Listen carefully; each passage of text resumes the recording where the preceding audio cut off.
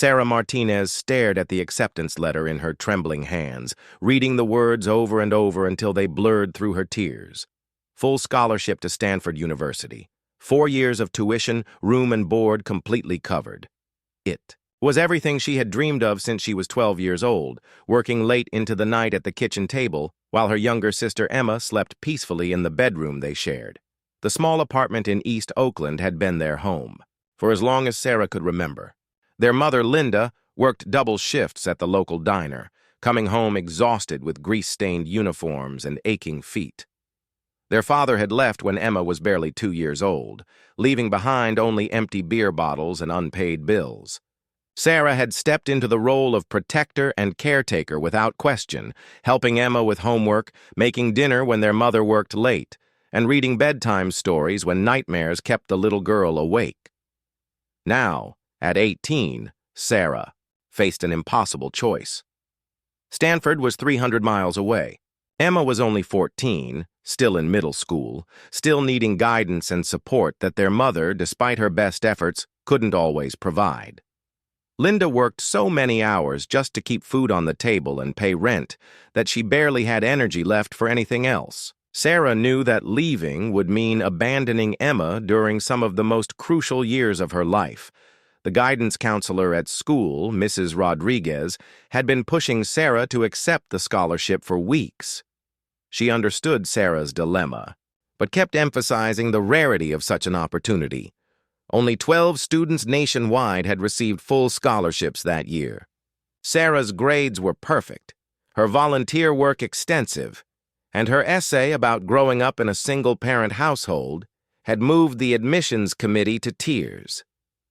Emma bounced into their shared bedroom that evening, backpack slung over her shoulder, and a bright smile on her face. She had inherited their father's easy charm, but their mother's work ethic, always finding reasons to smile despite their circumstances. Her math teacher had praised her latest test score, and she couldn't wait to share the news with her big sister. Sarah quickly folded the letter and slipped it under her pillow. She wasn't ready to have that conversation yet. Instead, she helped Emma with her science project about the solar system, cutting out paper planets and painting them in bright colors, while they talked about Emma's friends and her dreams of becoming a veterinarian someday. Later that night, after Emma had fallen asleep, Sarah pulled out the letter again. The deadline was approaching fast. She had to make a decision within 2 weeks, or the scholarship would go to someone else. She thought about all the nights she had stayed up studying while Emma slept beside her, all the times she had chosen to help with homework instead of going out with friends, all the sacrifices she had already made without resentment. The next morning brought an unexpected visitor. Linda's sister Margaret stood at their front door with an expensive handbag and a nervous expression. Margaret lived in the wealthy suburbs of Marin County with her husband David and their twin boys. The sisters rarely spoke, their different life paths having created a gulf that seemed impossible to bridge. Margaret had heard about Sarah's scholarship through their mother, who still kept in touch despite the years of distance. She had come with a proposal that would change everything. Margaret and David were planning an extended family vacation to Europe that summer, 3 weeks touring Italy, France, and Spain. They wanted to take Sarah with them, calling it a graduation gift and a chance to see the world before starting college. The offer was generous, and Sarah could see the genuine desire to help in her aunt's eyes. But as Margaret spoke excitedly about museums and restaurants and historical sites, Sarah's mind kept drifting to Emma. What would happen to her sister during those 3 weeks? Linda would be working even more overtime to make up for the money she would lose during Sarah's absence, since Sarah's part-time job at the local grocery store helped cover their monthly expenses.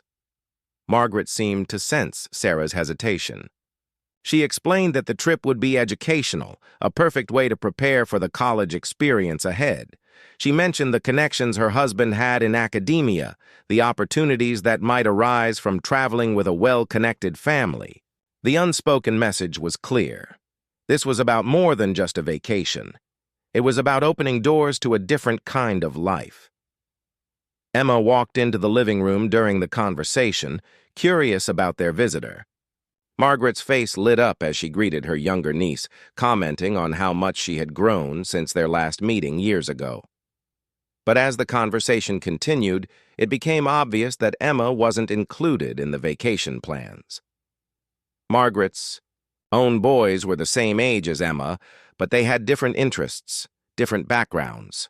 The excuse sounded hollow even as Margaret spoke it. Sarah watched her sister's face carefully during the discussion. Emma was mature enough to understand what was happening, even if the adults thought they were being subtle. The disappointment in her eyes was quickly masked by a forced smile as she excused herself to work on homework. That evening, after Margaret had left with promises to call soon with travel details, Sarah found Emma sitting on their small balcony, looking out at the city lights. They sat in comfortable silence for a while, both lost in their own thoughts. Finally, Emma spoke. She told Sarah that she was proud of her, that she deserved every opportunity coming her way. She insisted that she would be fine with just their mother for a few weeks, that she was old enough to take care of herself. But Sarah could hear the uncertainty in her voice, could see the way her hands fidgeted with the hem of her shirt. The scholarship letter felt heavy in Sarah's pocket as she looked at her sister. At 14, Emma was at a crossroads of her own. High school was approaching, along with all the challenges and temptations that came with it. Their neighborhood wasn't the safest, and without Sarah's guidance and protection, Emma would have to navigate those challenges alone. Sarah realized that the next few days would determine not just her own future, but Emma's as well. The weight of that responsibility settled on her shoulders as the city sprawled endlessly before them, full of possibilities and dangers in equal measure. The decision came faster than Sarah had expected. 3 days after Margaret's visit, their mother Linda collapsed at work during the dinner rush. The manager called Sarah from the hospital. His voice strained as he explained that Linda had been admitted with exhaustion and dangerously high blood pressure. The doctors wanted to keep her for observation, possibly for several days. Sarah rushed to the hospital with Emma, both girls frightened by the sight of their mother looking so small and fragile in the hospital bed. Linda's face was pale, and dark circles shadowed her eyes. The doctor spoke quietly to Sarah in the hallway, explaining that her mother's condition was serious but treatable. However, she would need complete rest for at least 2 weeks, possibly longer. The medical bills would be substantial even with their basic insurance coverage. Linda's job at the diner didn't offer sick leave, which meant no income during her recovery. Sarah's part-time job at the grocery store suddenly became crucial for their survival. The Stanford scholarship seemed more important than ever, but also more impossible to accept. Margaret arrived at the hospital within hours of receiving Sarah's phone call. She took charge immediately, speaking with doctors and making arrangements with a competence that Sarah both admired and resented. Growing up with money had given Margaret a confidence in dealing with crises that Sarah had never learned. She knew which questions to ask, which forms to fill out, and how to navigate the hospital system efficiently. When the immediate crisis had passed and Linda was resting comfortably, Margaret pulled Sarah aside for a private conversation. She had been thinking about the situation during the drive to the hospital, and she had a new proposal. Sarah could still come on the European vacation, but this time Emma would be included as well. The offer was tempting, but Sarah could see the complications immediately. Margaret's boys, Jason and Kevin, were spoiled teenagers who attended private school and spent their summers at exclusive camps. They had never experienced financial hardship or family responsibility. Emma, despite her maturity, came from a completely different world. The cultural gap between the cousins might be too wide to bridge, especially during a stressful family vacation. Margaret seemed to anticipate Sarah's concerns. She explained that the trip would be good for Emma, a chance to see different cultures and broaden her horizons. She mentioned the educational value of visiting historical sites and museums, framing the vacation as an investment in both girls' futures. The underlying message was clear. This was charity, dressed up as family bonding. Sarah felt torn between gratitude and pride. Margaret's offer was generous, but it came with strings attached. Accepting meant acknowledging that they needed rescuing, that their family wasn't capable of handling their own problems. It meant Emma would be exposed to a lifestyle she could never hope to achieve, which might create more problems than it solved. Emma's reaction to the invitation surprised everyone. Instead of excitement, she showed reluctance that bordered on resistance. She had overheard enough conversations to understand the family dynamics at play. Margaret's occasional visits over the years had always left Emma feeling judged and found lacking. The expensive gifts that arrived on birthdays and holidays seemed to come with unspoken criticism of their modest lifestyle. The tension came to a head during a family dinner at Margaret's house the following weekend. David, Margaret's husband, was a successful attorney who spoke in measured tones about Sarah's bright future and the importance of seizing opportunities. Jason and Kevin barely acknowledged their cousins, more interested in their phones than conversation. The house was beautiful but cold, filled with expensive furniture that no one seemed to actually enjoy. Emma sat quietly through most of the meal, answering questions politely but offering little else. Sarah could see her sister's discomfort in the way she held her shoulders, the careful way she used her utensils, as if afraid of breaking something valuable. When Margaret showed them the travel itinerary for Europe, pointing out famous landmarks and luxury hotels, Emma's eyes glazed over with what looked more like dread than anticipation. The breaking point came when Kevin, the younger of Margaret's twins, made a careless comment about Emma's clothes during dessert. He didn't mean to be cruel, but his privileged perspective made him blind to how his words might hurt. Emma excused herself to use the bathroom and didn't return for 20 minutes.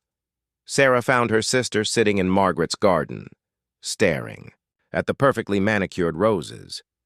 Emma's composure had finally cracked, and tears streamed down her face. She confessed to Sarah that she didn't want to go on the vacation, that she felt like an outsider in their aunt's world. She was afraid of embarrassing Sarah, of not knowing how to act around wealthy people, of being a burden on a family that was already doing them a favor. The conversation that followed changed everything for Sarah. Emma revealed fears and insecurities that she had been hiding for years. She worried about being left behind, not just for the vacation, but in life. She saw how hard Sarah worked to escape their circumstances, and she was terrified of being the anchor that held her sister back. At the same time, she was afraid of losing the only constant in her life, the sister who had been more of a parent than anyone else. Sarah realized that the European vacation was just a symptom of a larger problem. The scholarship to Stanford represented an opportunity for advancement, but it also meant leaving Emma behind in ways that went far beyond geography. The 3 weeks in Europe would be just the beginning.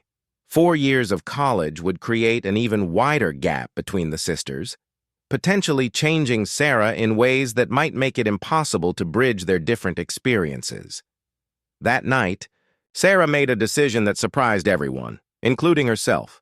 She would accept the Stanford scholarship, but she wouldn't go to Europe.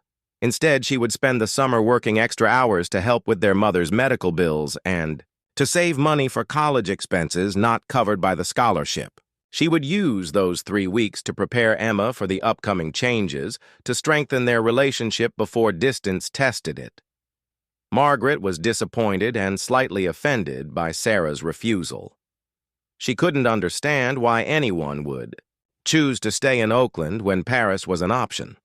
David offered practical arguments about networking opportunities and cultural enrichment, but Sarah's mind was made up. Emma's relief was obvious and immediate, though she tried to hide it out of consideration for their aunt's feelings. Linda, still recovering in the hospital, listened to Sarah's decision with mixed emotions. She was proud of her daughter's loyalty, but worried about missed opportunities. She had sacrificed so much to give her girls chances she never had, and she didn't want Sarah to repeat her mistakes. The conversation between mother and daughter lasted long into the night, filled with tears and hard truths about family, duty, and the price of love. The summer that followed became a turning point for both sisters, though not in ways anyone had expected. Sarah threw herself into work with an intensity that worried even her practical mother. She picked up extra shifts at the grocery store, found weekend work cleaning offices downtown, and even started tutoring neighborhood kids for a small fee. Every dollar earned went toward their mother's mounting medical bills and her own college fund for expenses the scholarship wouldn't cover. Emma watched her sister's relentless schedule with growing concern. Sarah left the house before dawn and returned after dinner, often too exhausted for the long conversations that had once been their routine. The closeness they had always shared began to feel strained, replaced by hurried exchanges about homework and household responsibilities. Emma found herself handling more of the daily tasks that Sarah had once managed, from grocery shopping to managing their mother's medications. Meanwhile, Margaret's family departed for their European adventure with obvious disappointment about Sarah's absence. The photos that arrived through social media showed beautiful landscapes, elaborate meals, and smiling faces against backdrops of ancient architecture. Jason and Kevin posted constantly about their experiences, their privileged perspectives evident in every caption. Sarah felt a pang of regret when she saw images of the Louvre and the Colosseum, but Emma's visible relief at not being part of those pictures reinforced her decision. Linda's recovery progressed slowly but steadily. The enforced rest allowed her to observe her daughter's relationship in ways that her previous busy schedule had made impossible. She watched Sarah transform from a protective older sister into something approaching a parental figure, taking on responsibilities that no 18-year-old should have to handle. At the same time, she saw Emma struggling with feelings of guilt and abandonment that she tried desperately to hide. The crisis came during the third week of July. Emma had been spending increasing amounts of time with a group of neighborhood kids who Linda recognized as trouble. They were older, already involved with minor criminal activities, and they offered Emma something she wasn't getting at home: attention and a sense of belonging. When Sarah confronted her about her new friends, Emma exploded with months of pent-up frustration. The fight was brutal in the way that only family conflicts can be. Emma accused Sarah of becoming just like their absent father, prioritizing everything else over family relationships. She claimed that Sarah was using their mother's illness and her own college plans as excuses to avoid emotional intimacy. The words cut deep because they contained enough truth to hurt. Sarah responded with her own accusations, pointing out all the sacrifices she had made for Emma over the years. She listed every opportunity she had given up, every personal want. She had set aside every night of sleep she had lost while Emma slept peacefully. The resentment that had been building unconsciously for years poured out in a torrent of harsh truths that neither sister was prepared to hear. Linda listened from her bedroom as her daughter's voices rose and fell in anger and pain. When Emma finally stormed out of the apartment, slamming the door behind her, Linda called Sarah to her bedside for a conversation that was long overdue. What followed was perhaps the most honest discussion the family had ever had. Linda acknowledged her own failures as a parent, admitting that she had allowed Sarah to take on too much responsibility too young. She recognized that her daughter's sense of duty had become a prison, preventing her from developing her own identity separate from her role as caretaker and protector. At the same time, Linda helped Sarah understand Emma's perspective. At 14, Emma was struggling with normal adolescent needs for independence and identity formation, complicated by the unique dynamics of their family situation. She needed to know that she was valued for herself, not just as someone to be protected and managed. She needed to feel like she had agency in her own life, rather than being a passive recipient of Sarah's care. The conversation lasted until dawn, with Sarah finally admitting fears she had never spoken aloud. She was terrified of leaving for college, not because she didn't want the opportunity, but because she wasn't sure who she would be without her role as Emma's guardian. Her identity had become so wrapped up in being needed that the prospect of independence felt like losing herself rather than finding herself. Emma returned home the next morning, chastened by a night spent at a friend's house listening to problems that made her own seem manageable. The reconciliation between the sisters was tentative at first, built on mutual apologies and careful conversations, but gradually they began to rebuild their relationship on a more equal foundation. Sarah made a conscious effort to include Emma in decision-making rather than simply managing her life. They planned together how to handle their mother's ongoing recovery, how to manage household finances, and how to prepare for Sarah's eventual departure for college. Emma, in turn, began to take on age-appropriate responsibilities willingly rather than resentfully. The change in their dynamic became apparent to everyone around them. Mrs. Rodriguez, Sarah's guidance counselor, noticed a new confidence in Sarah during their final college preparation meetings. Linda saw both daughters laughing, together again, sharing inside jokes and comfortable silences. Even the neighbors commented on how mature Emma seemed, how she carried herself with new purpose and self-assurance. Margaret returned from Europe with hundreds of photos and stories that seemed to highlight the gap between her family's experiences and those of her sister's daughters. Her attempts to share her adventures felt tone-deaf, given the struggles Linda's family had faced during the same period. The contrast between the two families' summers couldn't have been more stark. However, Margaret's return also brought unexpected news. David had been speaking with colleagues during their travels, and he had learned about internship opportunities at his law firm that might be perfect for Sarah during college breaks. The offer was genuine and potentially valuable, but it came with the implicit understanding that Sarah would need to adapt to their world to take advantage of it. Sarah's response surprised Margaret once again.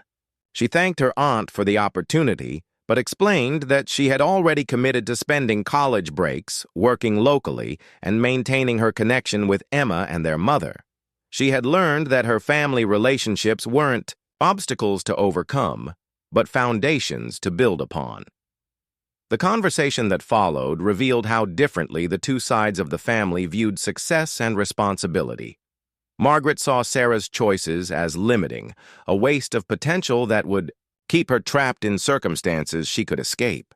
Sarah saw them as expressions of values that would guide her throughout her life, regardless of her external circumstances. Emma listened to these discussions with new understanding of the pressures her sister faced. She began to see that Sarah's protective instincts weren't just about control, but about genuine love and commitment. At the same time, she realized that her own growth and independence were gifts she could give to her sister, freeing Sarah to pursue her dreams without guilt or worry. As summer wound down and college departure loomed closer, both sisters found themselves changed by the experiences they had shared and the conflicts they had resolved. Their relationship had evolved from one of dependence and protection to one of mutual respect and support. The foundation they had built during those difficult months would prove crucial for the challenges that lay ahead. Stanford University overwhelmed Sarah from the moment she stepped onto campus. The sprawling grounds, impressive architecture, and obvious wealth of most students created an intimidation she hadn't expected. Her scholarship covered tuition and room and board, but it didn't cover the social and cultural differences that became apparent within hours of her arrival. Her roommate, Jessica, was a pleasant girl from Connecticut whose family had attended Ivy League schools for generations.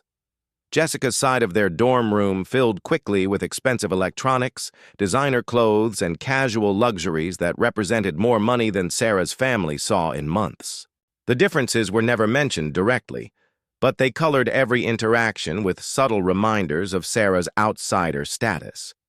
Emma's transition to high school proved equally challenging, but in different ways. Oakland High was overcrowded, underfunded, and struggling with the same social problems that affected their entire neighborhood.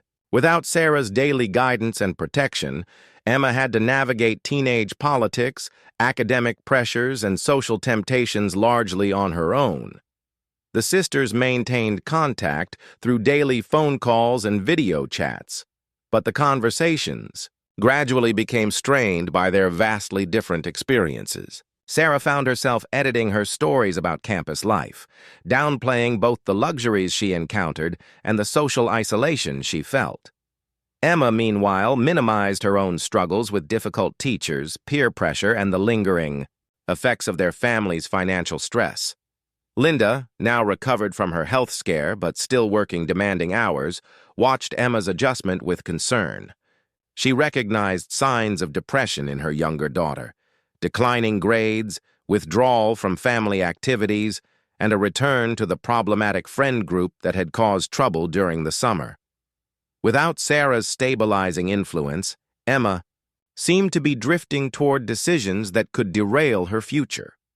The first crisis came in October. Emma was caught skipping school with friends who were later arrested for shoplifting. While Emma wasn't directly involved in the theft, her presence at the scene resulted in a suspension and a requirement for parental conferences that Linda couldn't attend due to work obligations. Sarah received a phone call from their mother during her calculus class. Linda's voice was strained with worry and exhaustion as she explained the situation. She asked Sarah to come home for the weekend to help handle Emma's disciplinary hearing and to have a serious conversation with her sister about the path she was choosing. The request created Sarah's first major conflict between her old responsibilities and her new life. She had important midterm exams the following week, a group project that required weekend collaboration, and a study group that she was finally beginning to feel accepted by. Coming home would mean missing crucial academic and social opportunities, during a time when she was already struggling to keep up with her more privileged classmates. The conversation with Emma that weekend was heartbreaking for both sisters. Emma admitted that she felt abandoned, not just by Sarah's physical absence, but by the growing gap between their experiences. She listened to Sarah's stories about campus life and felt increasingly aware of how limited her own world had become.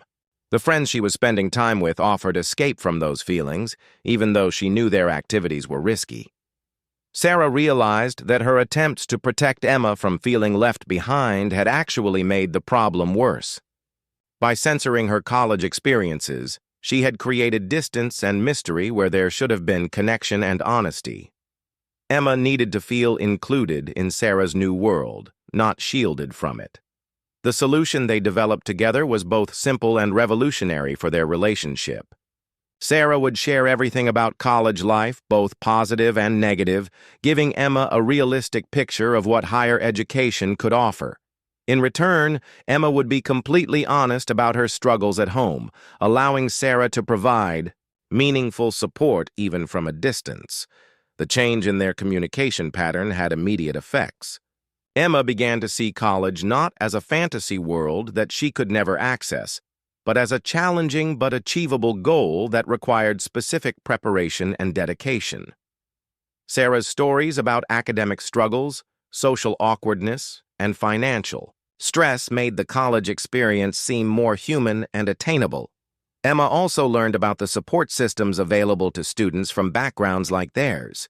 Sarah connected her with guidance counselors who specialized in first-generation college preparation, scholarship programs designed for students from low-income families, and summer programs that could provide early exposure to university life.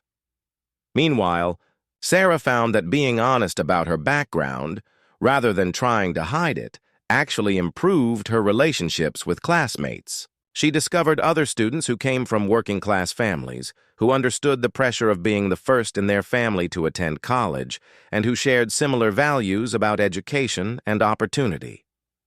Margaret made an unexpected appearance during Sarah's fall break visit home. She had been thinking about the family dynamics throughout the autumn, and she arrived with a proposal that showed genuine growth in her understanding of her sister's family. Instead of offering another expensive vacation or charitable gesture, she suggested a different kind of support. Margaret offered to pay for Emma to attend a summer academic program at a nearby community college, something that would provide college preparation without the social pressures of an elite environment. She also proposed regular mentoring sessions with successful professionals from modest backgrounds, people who could provide Emma with realistic role models for her own future. The offer was thoughtfully constructed to address Emma's actual needs rather than Margaret's assumptions about what the family needed. It showed respect for Emma's intelligence and potential while acknowledging the practical barriers she faced. Most importantly, it positioned Emma as someone deserving of investment rather than someone requiring rescue. Emma's response to Margaret's proposal was cautiously positive. She had matured significantly during the difficult autumn months, and she was ready to take on challenges that would prepare her for her own college ambitions. The summer program would allow her to experience higher education while still maintaining her connection to home and family. Sarah felt a profound sense of relief as she watched Emma embrace these new opportunities. The guilt that had shadowed her college experience began to lift as she realized that her success could actually benefit Emma rather than abandoning her. She could serve as a pathfinder, mapping routes to higher education that Emma could follow when her time came.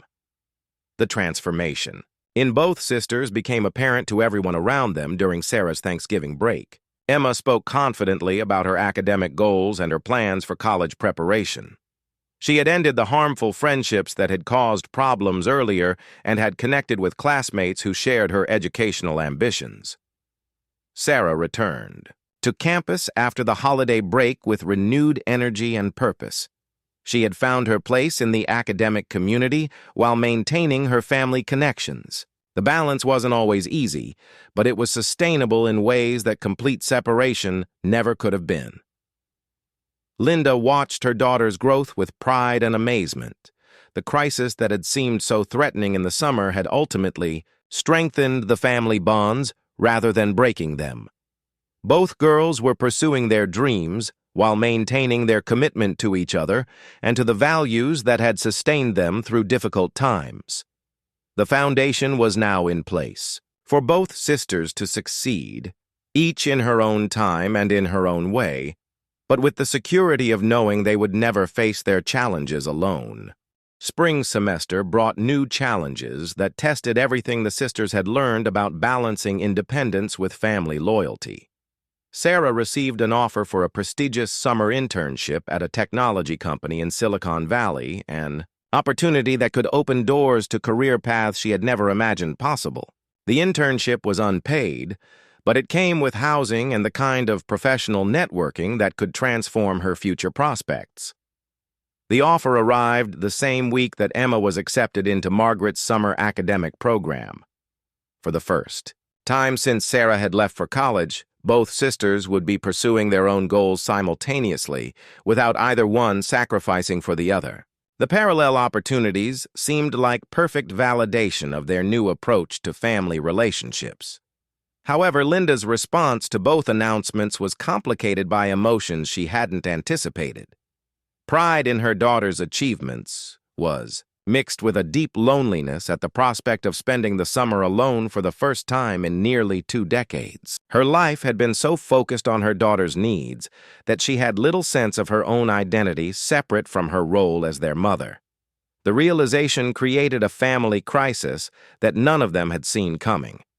Linda's depression, triggered by her fear of abandonment and purposelessness, manifested in ways that worried both daughters. She began working excessive overtime hours, not because they needed the money, but because work provided structure and distraction from her emotional turmoil. Sarah noticed the change during their regular phone conversations. Linda's voice lacked its usual energy, and she seemed to have lost interest in the details of Sarah's college life that had previously fascinated her. When Sarah pressed for information about Linda's own activities and feelings, her mother deflected, with questions about academics and campus life. Emma was more direct in confronting their mother's emotional state. Living at home, she could see the day-to-day effects of Linda's depression. The lack of appetite, the disturbed sleep patterns, and the withdrawal from social activities that had once brought joy. Emma's attempts to discuss the issue were met with denial and reassurance that everything was fine. The crisis deepened when Linda collapsed again at work, this time from exhaustion rather than high blood pressure.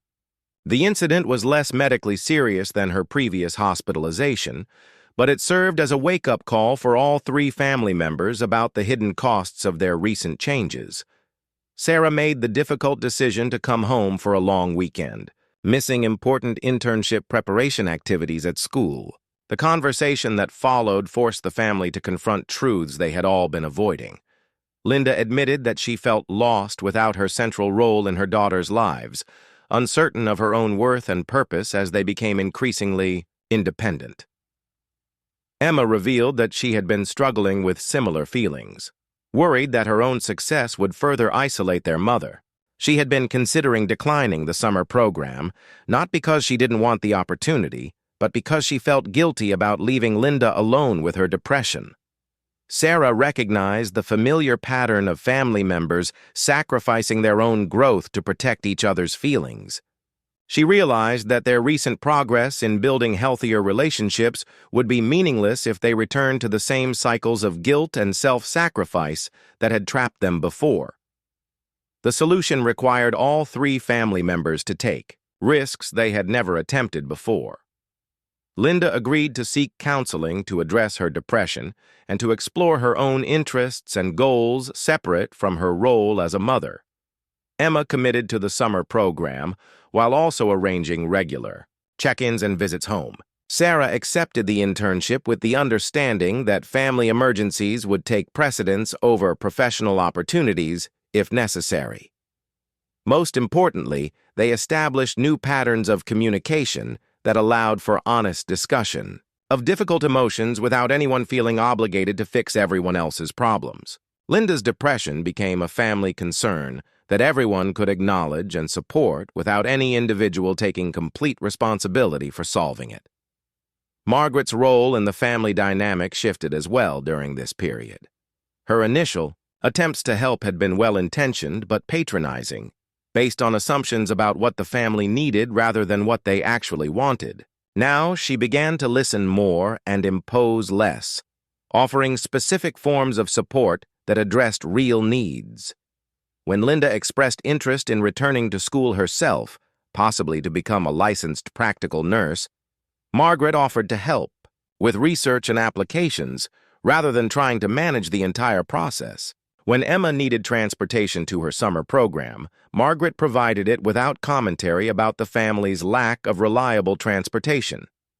The changes in Margaret's approach reflected her own growth in understanding class differences and family dynamics. Her European vacation had provided perspective on her privileged position, but it was her ongoing relationship with Linda's family that taught her about the complexity of poverty and the resilience required to overcome it. Sarah's internship proved to be everything she had hoped and more. The work was challenging and engaging, providing exposure to cutting-edge technology and business practices. Her colleagues were impressed by her work ethic and fresh perspective, leading to offers for future employment that exceeded her wildest expectations. More importantly, the internship environment allowed Sarah to see how her background could be an asset rather than a limitation. Her understanding of resource constraints and her ability to find creative solutions to problems made her valuable to employers who were trying to develop products for diverse markets. Emma's summer program was equally transformative, though in different ways. The academic work was rigorous but manageable, building her confidence in her ability to handle college-level coursework. More significantly, she connected with other students from similar backgrounds who were also preparing for college, creating a peer network that would support her throughout high school. The program also included sessions on financial literacy, scholarship applications, and college selection strategies. Emma learned to think strategically about her educational goals, understanding the steps she needed to take to make college both academically and financially feasible. Linda's counseling sessions were perhaps the most challenging part of the family's summer transformation. Confronting years of suppressed grief, anxiety, and identity confusion was painful work that often left her emotionally drained. However, the process also revealed strengths and interests that had been buried under the demands of single parenthood. She began taking community college courses in healthcare administration, discovering an aptitude for management and organization that her work experience had developed but never formalized. The coursework was demanding, but it provided the intellectual stimulation that had been missing from her life for years. By the end of summer, all three family members had changed in fundamental ways. Sarah returned to college with clear career goals and the confidence that her family relationships supported rather than hindered her ambitions. Emma started her sophomore year of high school with a concrete plan for college preparation and a network of mentors to guide her progress. Linda entered a new phase of her life with her own educational and career goals, supported by her daughters, but not dependent on them for her sense of worth and purpose. The family had learned to function as a support system rather than a collection of individuals sacrificing for each other. The foundation they had built would be tested by future challenges, but they now had tools for addressing problems without reverting to unhealthy patterns of guilt and sacrifice. Each family member had learned to pursue their own growth while maintaining their commitment to each other's success. 3 years later, Sarah stood in the same Oakland apartment where her journey had begun, but everything about the scene had transformed. She was home for Emma's high school graduation, a ceremony that represented the culmination of careful planning, hard work, and the family's commitment to supporting each other's dreams without sacrificing their own. Emma had not only recovered from her difficult freshman year, but had become a leader at Oakland High. Her grades earned her acceptance to several universities with substantial scholarship offers. More importantly, she had developed the confidence and independence that Sarah had always hoped for her sister, while maintaining the close family bonds that remained central to their lives. The small apartment looked different, too. Linda had used her new nursing certification to secure a better-paying job with regular hours, allowing the family to move to a larger place in a safer neighborhood. The new apartment had 2 real bedrooms, a kitchen with modern appliances, and windows that let in natural light. More importantly, it felt like a home chosen by people with options rather than a shelter accepted out of desperation. Linda herself was barely recognizable as the exhausted woman who had collapsed at work years earlier. Her nursing program had been challenging, but it had also provided the intellectual engagement and professional respect she had never experienced in her restaurant jobs. She worked at a community health clinic now, helping patients from backgrounds similar to her own navigate the healthcare system. The transformation in Linda's confidence and sense of purpose had ripple effects throughout the family. She was no longer the overwhelmed single mother struggling to keep her head above water, but a professional woman who had earned her place through education and hard work. Her daughter's success felt less like escapes from her world and more like extensions of values she had instilled in them. Sarah's college experience had evolved dramatically as well. The internship that had caused so much family soul-searching had led to multiple job offers from technology companies eager to hire someone with her combination of technical skills and understanding of diverse markets. She had chosen a position that would allow her to work remotely part of the time, maintaining her connection to Oakland while building a career in Silicon Valley. More significantly, Sarah had learned to navigate professional environments without losing her sense of identity or connection to her roots. She spoke at high schools about college opportunities for first-generation students, mentored young women from working-class backgrounds, and used her platform to advocate for more inclusive hiring practices in the technology industry.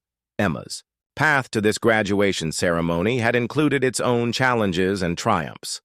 The summer academic program had been just the beginning of her college preparation journey. She had participated in science fairs, volunteer programs, and leadership, activities that built both her resume and her confidence. The problematic friendships that had once threatened to derail her future had been replaced by relationships with peers who shared her academic ambitions. The college acceptances Emma had received included offers from schools that would have been unimaginable when Sarah first left for Stanford.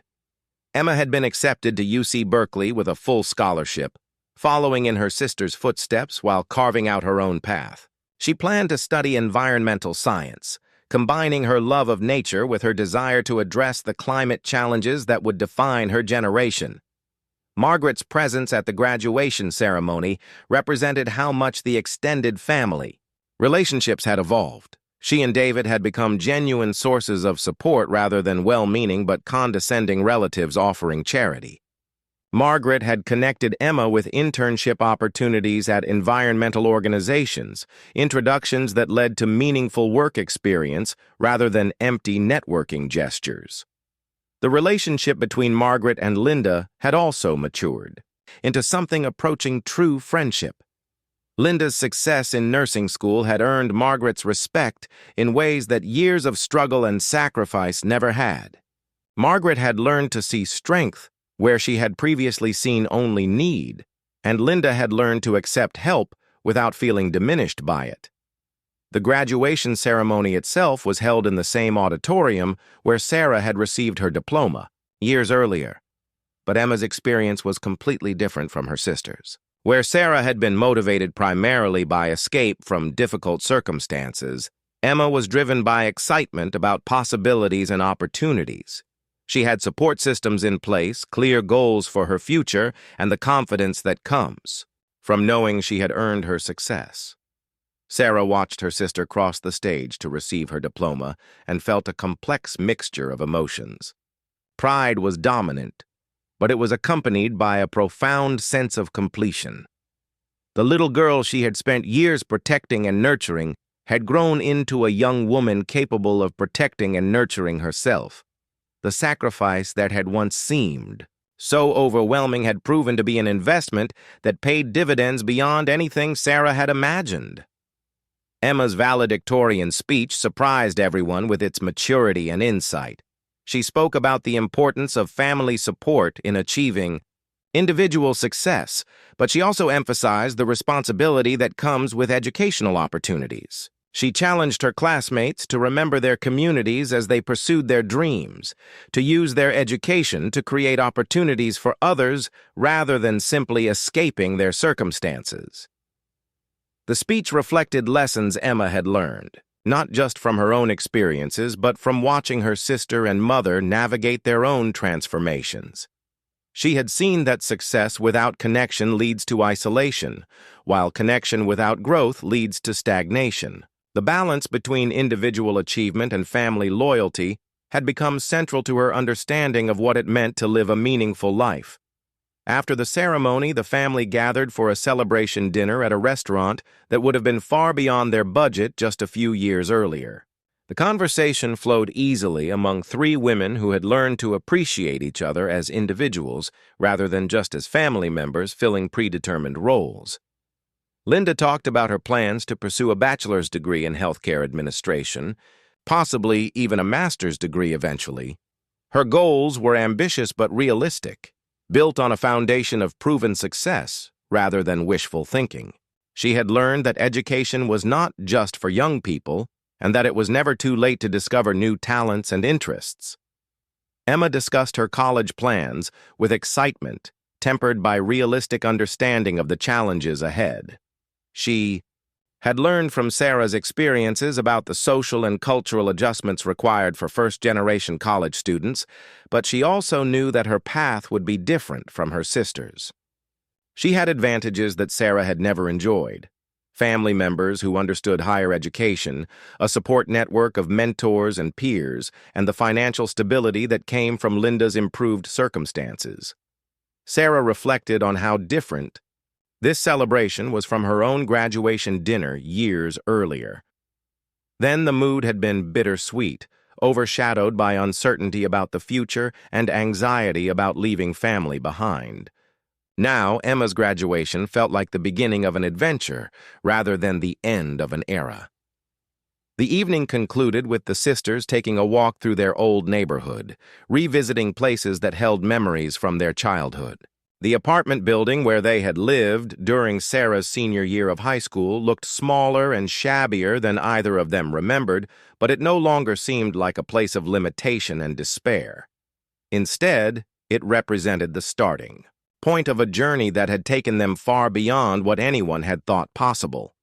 The challenges they had faced there had built resilience and character that served them well in their current circumstances. The love and support they had shared there remained the foundation of their relationship, even as their individual circumstances had changed dramatically. As they walked, Emma asked Sarah if she ever regretted the choices she had made, particularly the decision to skip the European vacation and prioritize family relationships over individual opportunities. Sarah's answer came without hesitation. Every choice had led to this moment, and this moment was exactly where she wanted to be. The conversation that followed was perhaps the most honest the sisters had ever shared. They talked about fears and dreams, about the pressure of being role models for their community, and about their hopes for the future.